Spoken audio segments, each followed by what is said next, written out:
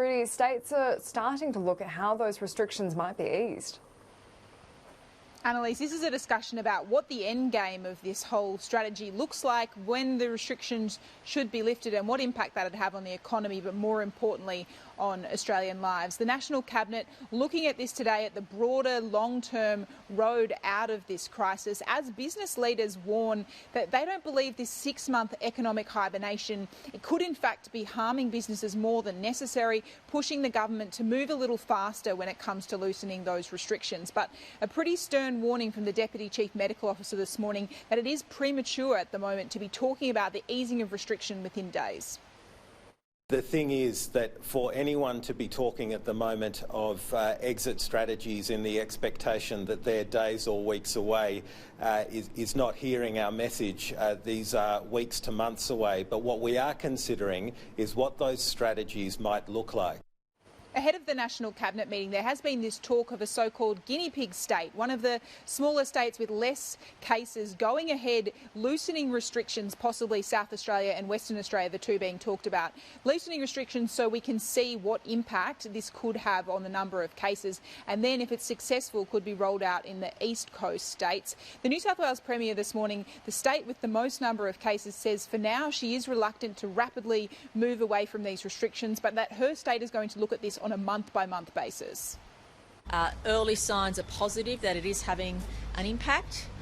It's too soon to say whether or not the impact is sufficient for us to consider any form of relaxation. We don't want to think about that until we get the data sets, but we are, as a state, going to look at data once a month closely in terms of what we do in the future with restrictions.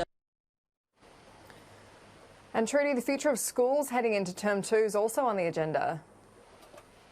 Annalise, this meeting today about trying to come up with a unified position heading into Term 2 right across the country. Now, that may not be possible, as the Education Minister conceded this morning, because a lot of these states and territories are in a very different position when it comes to the number of cases in their states and therefore where they would like to proceed going forward. But it was interesting, Dan Tehan flagging this morning that there could be this more flexible response to schools when it comes to Year 12 in particular, for things like more practical classes like chemistry. Take a listen. Some of the things that are being discussed is, would it be possible, for instance, for Year 12s to maybe attend 1 day a week? Would it be possible for those doing vocational education to be able to come into school one day or 2 afternoons a week to do their practical side of their education? If we can find a way, for instance, for chemistry students to be able to come into school and do their practical side, because most parents probably don't want their kids doing chemistry experiments at home.